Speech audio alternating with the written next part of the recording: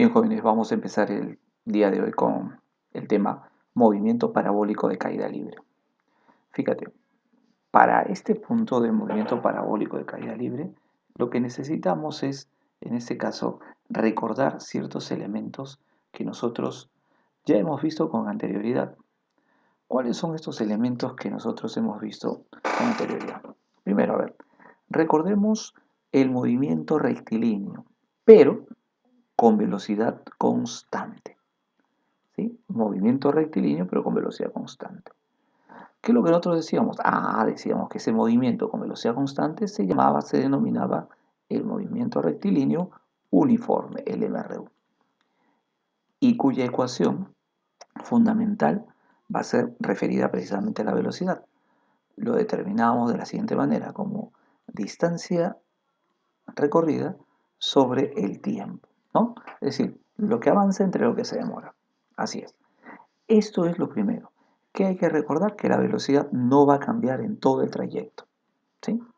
Por lo tanto, la velocidad permanece constante y este es uno de los movimientos más sencillos. Otro movimiento sencillo que vimos ya fue un movimiento acelerado. Este movimiento acelerado recibía el nombre de movimiento vertical de caída libre. Movimiento vertical de caída libre. ¿Sí? ¿Qué de especial tiene este movimiento? Bueno, que ahí, cuando tú sueltas a los cuerpos, estos se deslizan siempre hacia el piso, se dirigen hacia el piso, y los cuerpos van a tener siempre la misma aceleración, a la cual denominamos aceleración de la gravedad. Esta aceleración de la gravedad va a tener un valor de 10 metros por segundo al cuadrado, es lo que hemos mencionado, ¿no? Hemos redondeado la gravedad, ¿sí? Entonces, el movimiento también es rectilíneo. Este es un movimiento acelerado rectilíneo también, ¿sí? Bueno, cuya característica esencial es que la aceleración se conoce, ¿sí? Para cualquier cuerpo que está yéndose hacia el piso o subiendo, ¿no? Podemos mencionar que la aceleración es constante, ¿no? Es constante. Por lo tanto, yo puedo determinar su velocidad final después de cierto tramo, ¿no? Sería entonces la velocidad inicial más la aceleración multiplicado por el tiempo. Pero esa aceleración es la gravedad. Claro, perfecto. Esa aceleración es la gravedad multiplicado por el tiempo. Ahí está. Ahora, también es importante conocer la altura, ¿no? La altura descendida. La altura se determina multiplicando la velocidad inicial por el tiempo más un medio de la aceleración de la gravedad, ¿sí? Y todo eso multiplicado por el tiempo al cuadrado. Ahí estará, ¿sí? Muy bien, esos dos movimientos que son uno de los más fáciles, ¿no? Los dos más sencillos que se presentan, pues me van a servir para nosotros determinar el movimiento parabólico de caída libre, ¿no? El parabólico de caída libre. ¿Dónde observo un movimiento parabólico de caída libre? Bueno, cuando yo pateo una pelota, lo que voy a observar es que al principio le imprimo una velocidad y este cuerpo va a ir formando esta figura que aparece acá. Una curva, claro, una curva. Pero ojo, no es una curva cualquiera. Esta curva va a recibir un nombre. ¿Cómo se va a llamar? Parábola. ¿Sí? De ahí el nombre de movimiento parabólico, ¿no? De caída libre. ¿Qué característica, qué de especial debe tener este movimiento para considerarlo de caída libre? Mira, primero que la trayectoria debe ser curvilínea. Y ya sabemos qué tipo de curva es, ¿no? Trayectoria curvilínea. Trayectoria curvilínea. Ahí está, trayectoria curvilínea. Ojo, ya sabemos, ¿no? Parábola, una parábola. Una parábola. ¿Ya? Muy bien. Esto se estudia, pues, cuando hablamos de funciones, la parábola. Ahora, ¿solo actúa la atracción de quién? Solo actúa la atracción de la Tierra. Es decir, a esa atracción de la Tierra nosotros comúnmente le denominamos ¿de qué manera? Pues gravedad, pues, ¿no? La gravedad, ¿sí? Solamente entonces actúa la gravedad. Eso es importante que tú lo puedas notar. Solamente actúa la aceleración de la gravedad. Y se desprecian los efectos del aire. Mira, se desprecian los efectos del aire. Eso también para nosotros es sumamente importante, ¿no? Ahí consideramos que caída libre, ¿sí? Caída libre.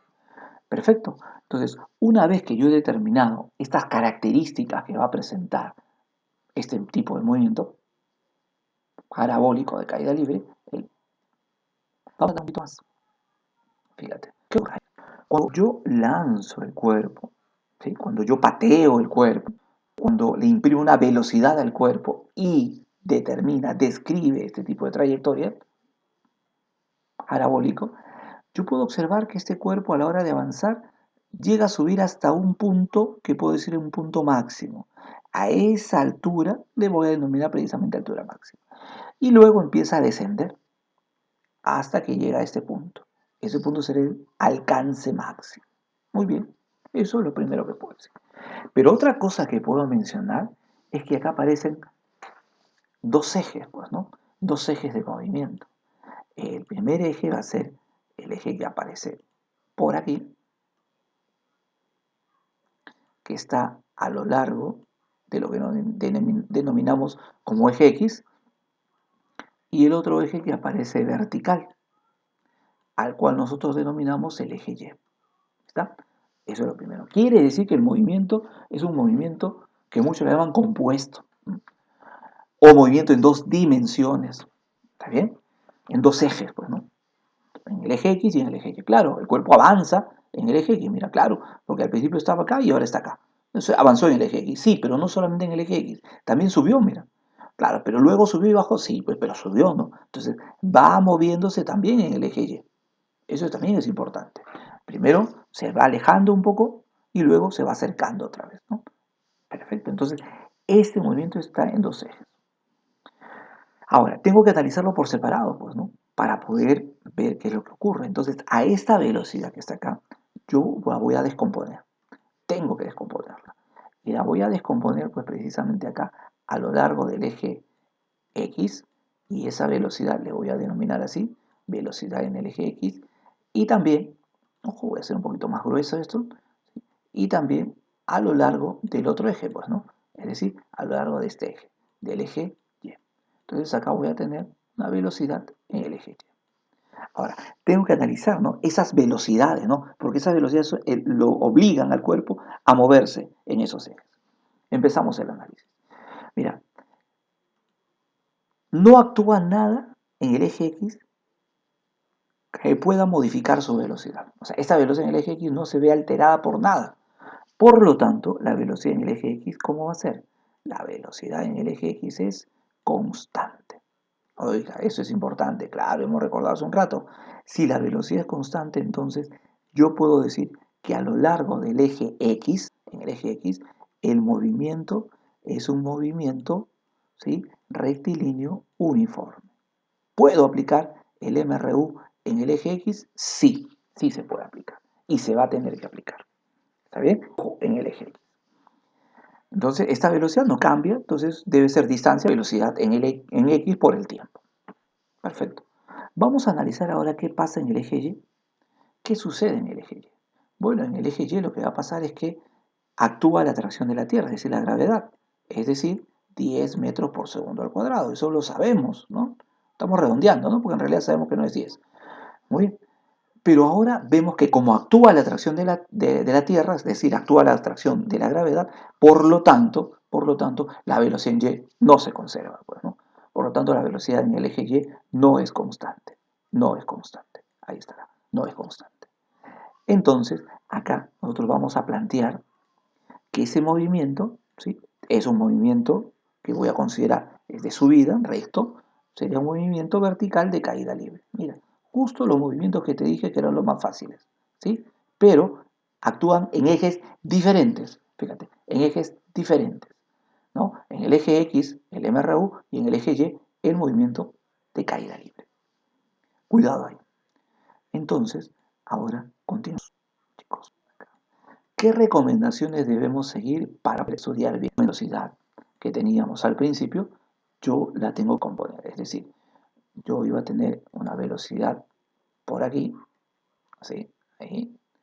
Entonces, esta velocidad que yo tenía acá, yo la debo descomponer. Entonces voy a obtener ahí, ¿sí? Ahí.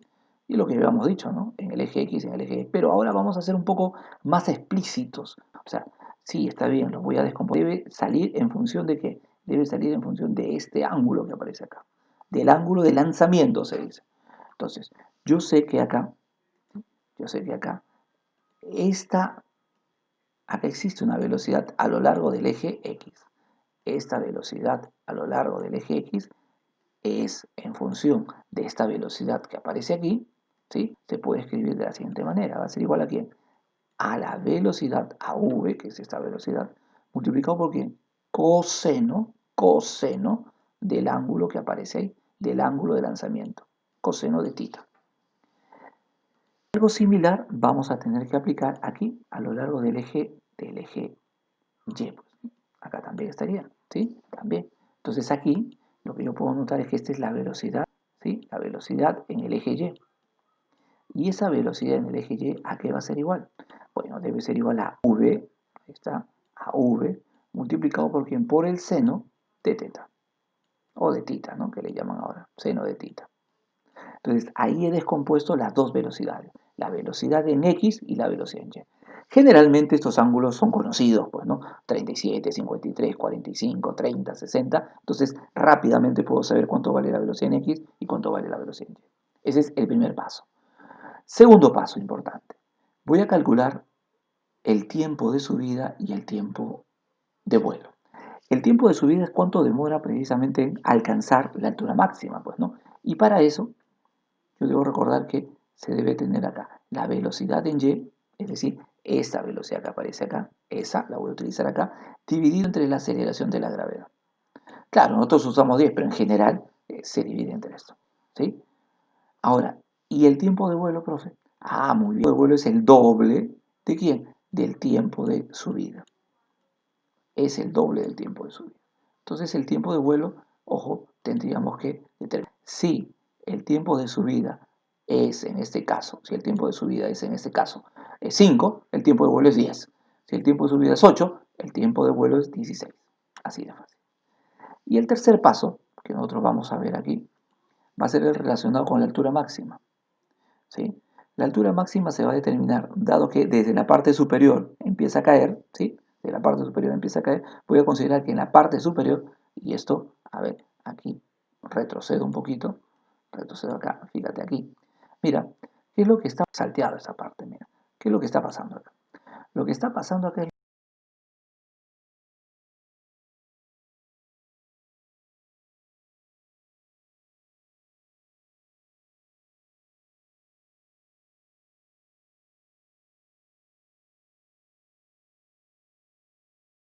no la velocidad en X. Entonces, mucho cuidadito. ¿Está? Entonces, entonces, ahí, como está cayendo y la velocidad en el momento es cero, yo puedo aprovechar esa situación y